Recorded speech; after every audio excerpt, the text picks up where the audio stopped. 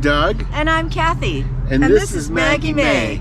Join us as we follow the moon. Today we are out in Southern California and we want to show you around at some really amazing spots throughout the Southern California area. So come along. Thanks. And we're going to start off at Big Bear Lake. And Big Bear Lake was really a beautiful spot. The drive going up, we were actually driving through the clouds because it had been kind of overcast down below. And all of a sudden you break through the clouds and it was just beautiful skies, beautiful scenery. And right as you come into Big Bear Lake, you'll see the dam there. This dam was built in 1880, original dam was built in 1884, and it was replaced with a 20-foot taller dam in 1912. You'll see that marking out in the water. That's actually where the original dam is. Underneath the water. That's right. But it is quite a marvel with the road going right there beside it. It's really beautiful.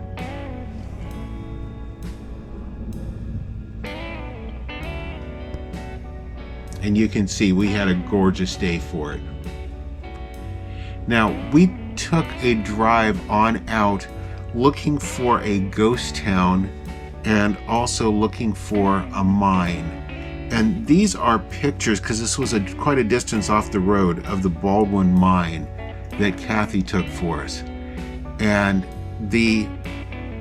I'm not sure if it's Doble or Doble ghost town was back this little path, but it didn't appear that there was anything left of it when we hiked back there.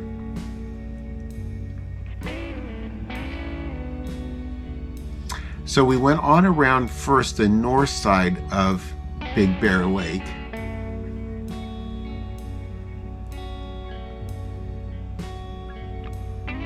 And you see beautiful scenery like this all the way around the lake. It's more the side where the campgrounds and boats are dropping into the water, and it's just more rural on that side. This little area was a little crossroads town called Fawnskin, and you could just imagine back in its heyday what it looked like. Yeah. But this side is very peaceful, very quiet, very tranquil.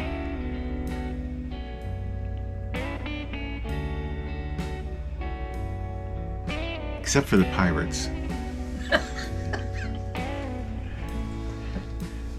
But there was no plank walking going on that day. We stopped in at the visitor center, and just across the road from the visitor center is the area over into the village.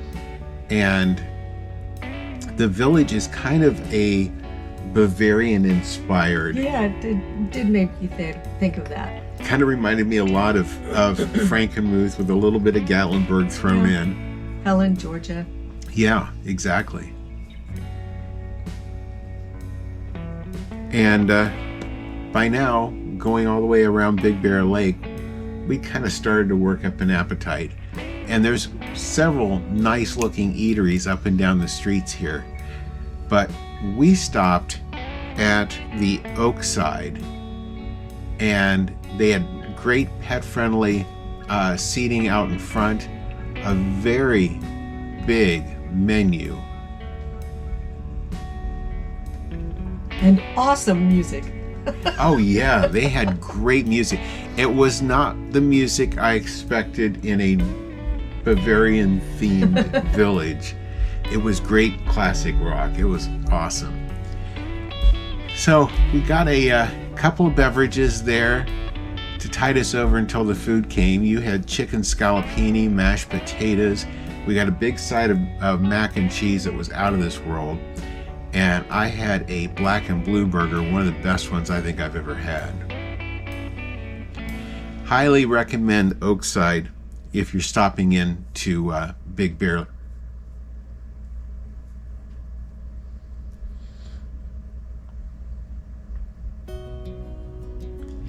Now next up, a little bit of change of pace, we go to San Juan Capistrano. And San Juan Capistrano is famous for their missions and famous for the swallows. On our way back there, Cathy found this little shop in here that was just beautiful. Yes, it was. And the one mannequin is a little less dressed right there than when we first went in there. But the mission, the original mission, is where the swallows come. And the 19th of March every year, which is St. Joseph's Day, the swallows arrive. Now this is actually pictures here of the new mission, but those swallows also leave the 23rd of October every year. They fly around the mission twice and then leave. And it's like clockwork every year. And people come there from all over the world to see that. Mm-hmm. Now, this is their train yard, and they have gotten it fixed up with these train cars, and there's a couple eateries built in there, and they actually still have Amtrak stops as well as the Metrolink runs through there. So it's still an active train station. We decided on this day it was time for some Mexican. So we went to Don Juan, and the Bueno Bueno sign, I think, pretty well sums up how this went. Oh, yeah. It was really nice. Again, nice outdoor patio. The weather is just gorgeous. And we had some guac and chips. And we were there on a Sunday, kind of late morning, early afternoon. You had fish tacos that were really good. Oh, yes. And I had a Bueno Bueno burrito, and it was muy bueno. Really nice indoor seating area, and on those cooler nights, that fireplace would be a nice place to be seated. That's right. Now, right there from the front of Don Juan's, you'll see the parking garage, the railroad crossing where we were just showing you, and just across that railroad crossing is the Los Rios Historic District. This is a little area of little historic buildings that have been turned into some really neat little strollable shopping areas. And their flowers were beautiful. Yeah, everything in this town was just top notch, including that tree. I think it was called Mr. Big Tree. I think so. And it was from 1800. So it's been around for a while. But it is like stepping back in time. And again, you're right, the flowers, the landscaping, everything is just unbelievable.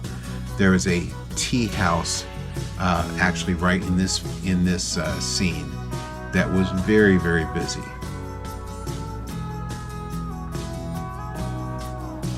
This one cracked me up. That beautiful landscaping, it's a law office. Hey, they like flowers too. Absolutely. So we decided to walk on back up into the downtown, and the Capistrano Trading Post is one of the oldest, most established businesses there in town. We decided to walk in there. They have a lot of jewelry and Native American made silver and turquoise. It's just some absolutely beautiful things. Over by the park, you'll come to this. This is the water well, which I think is appropriate for a hole in the ground, as they put it. But that was the water well right there beside the park. They have a nice little, I guess it'd be a bandstand there. Mm-hmm. Beautiful green space. Yeah, those geraniums that we just showed you are some of the biggest ones I've ever seen. Yeah, Maggie did like the green space. Now next up, just a few miles, maybe 10 or 15 minutes from San Juan Capistrano on the coast is Victoria Beach. Beautiful little beach town, and we came over here on a mission for one thing in particular. Not the easiest thing to find. This is a little park that you get to actually through a private housing development. You have to park in the public parking. You have public access to walk through the housing development to get into this park. When we got there, what we were looking for wasn't accessible by that. But one of the security guys there was kind enough to help give us some better directions. And easy enough to remember if you're looking for this spot that we're going to show you in Victoria Beach, you'll look for Victoria Street, which is a little side street in a residential area. You kind of have to be patient and creative on finding a parking space because it is all residential. But you'll see this beautiful tower that's been built right there along the rocks. The flowers just hanging off the cliffs. It's a very, very popular photo op. And Look at that water. yeah, it doesn't get any prettier than that.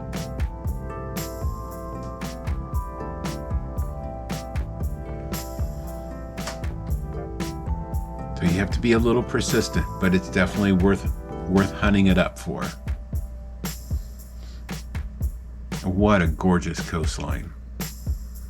Even with the clouds.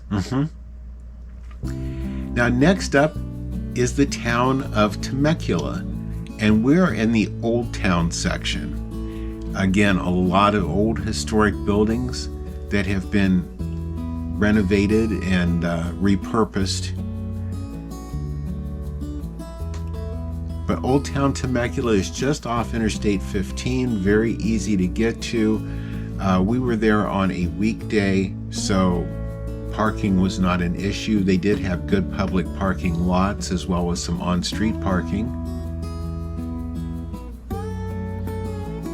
And if memory serves me, I think this was free parking in Temecula. Now Google took us the wrong way, if you remember that. That's right, it took us about 4 miles the wrong direction. So double check your Google Map directions We're just before you looking go. for the signs on the road. Yeah, that would have gotten us there. Now this is the original site of the old Temecula Hotel. It's actually now an eatery. And the Butterfield stagecoach stopped there. And this is their newer town hall, but they've made it fit right in with all the older and historic buildings. Yeah.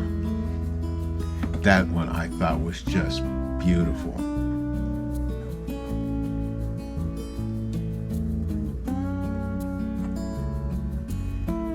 I love the preservation of history. And they've done it very well.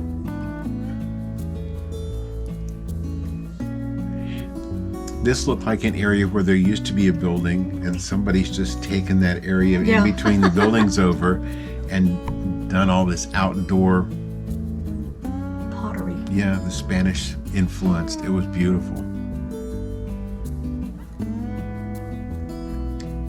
But again, great place if you want just a nice leisurely stroll and It's in fun shopping. yeah, it really is.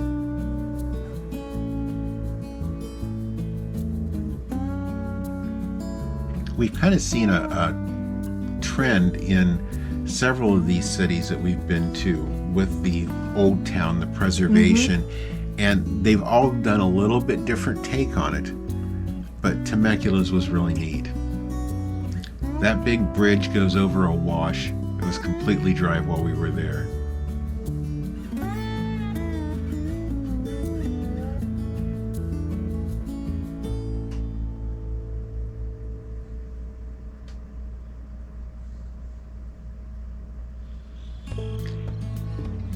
Now our fifth spot we're going to take you today is Wilderness Gardens. And this is out in Pala, California. And this is one that Cathy hiked through years ago. First thing we saw was the little coyote. Yeah. He was just down the path from us, standing there staring at us, and as we started to approach, we did see him when we were approaching down the trail cautiously. Then he took off and went down the wash. This is what you have to look forward to at Wilderness Gardens. The paths are almost like roads. They're nice and wide, very easy to hike. That's actually the paths that the rangers use to drive through the park.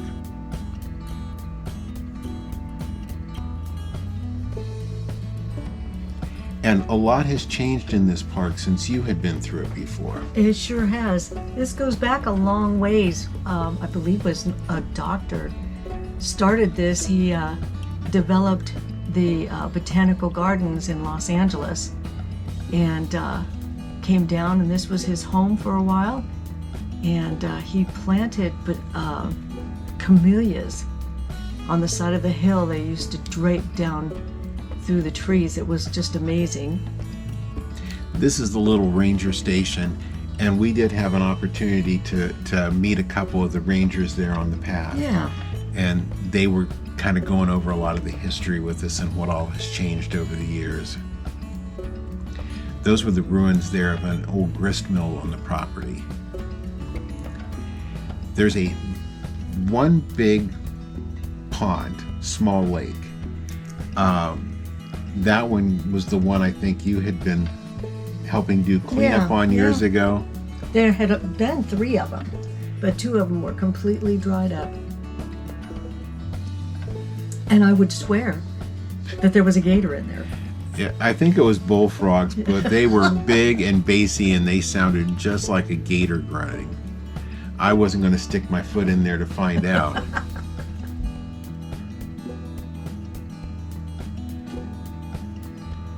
So you go just past that pond.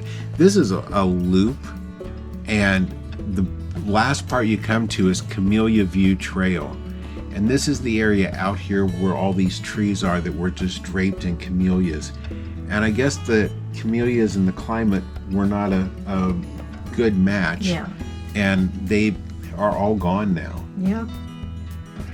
This is an area where one of the ponds used to be. It's still beautiful. Yeah, Very it peaceful. really is. We saw people out there walking their dogs. You have to be careful of rattlesnakes out there. Almost anywhere out here, you have to keep your eyes open. We, knock wood, haven't ran into one yet, but we've been very close to it from what we've been told.